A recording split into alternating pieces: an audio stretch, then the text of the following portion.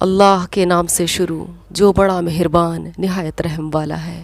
اس وقت مسلمانوں کے تین گروہ ہیں۔ ایک وہ جو مسلسل گناہوں پہ اڑا ہوا ہے، اس قدر سنگین جرائم انجام دیتا ہے کہ ان کے گناہوں سے باقی کے مسلمانوں کو یہ یقین ہے کہ اللہ تعالیٰ کا کوئی عذاب ہم سب پر نہ پہنچے۔ دوسرا وہ گروہ جو اپنی عبادت میں لگا ہوا ہے اور دوسروں کو نصیحت کرنا اپنے لیے بالکل ضروری نہیں سمجھتا۔ اور تیسرا وہ گروہ اپنی عبادت میں بھی لگا ہے اور نصیحت میں بھی لگا ہے۔ تو قرآن نے بڑا عارفانہ انداز میں ان کو موٹیویٹ کیا ہے کہ بنو اسرائیل کے زمانے میں سورہ الاعراف میں آیت نمبر 164 اور آیت نمبر 165 میں اللہ تعالیٰ فرماتے ہیں، اور وہ وقت انہیں یاد دلاؤ جب انہی کے ایک گروہ نے دوسرے گروہ سے کہا تھا کہ تم ان لوگوں کو کیوں نصیحت کر رہے ہو جنہیں اللہ یا تو ہلاک کرنے والا ہے یا کوئی سخت قسم کا عذاب دینے والا ہے۔ دوسرے گروہ کے لوگوں نے کہا کہ یہ ہم اس لیے کرتے ہیں تاکہ تمہارے رب کے حضور بریو ذمہ ہو سکیں، اور شاید اس نصیحت سے یہ لوگ پرہیزگاری اختیار کر لیں۔ پھر جب یہ لوگ وہ بات بھلا بیٹھے جس کی انہیں نصیحت کی گئی تھی تو برائی سے روکنے والوں کو تو ہم نے بچا لیا،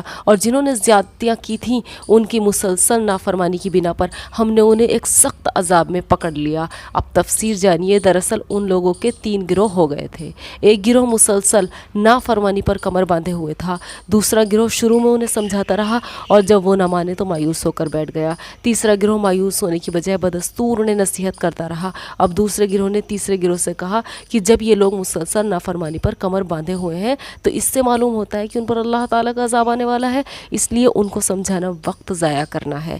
یہ تیسرے گروہ کا جواب ہے اور بڑا عارفانہ جواب ہے۔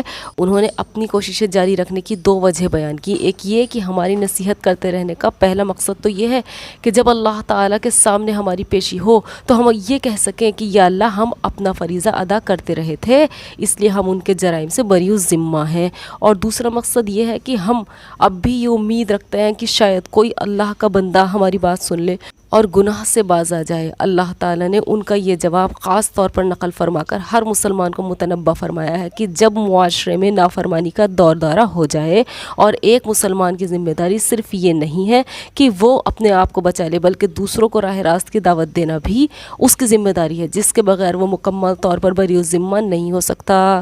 اور دوسرا نقطہ یہ ہے کہ حق کے ایک داعی کو کبھی مایوس ہو کر نہیں بیٹھنا چاہیے، بلکہ اس امید کے ساتھ اپنا پیغام پہنچاتے رہنا چاہیے کہ شاید کوئی اللہ کا بندہ بات سمجھ جائے۔ جزاک اللہ خیر۔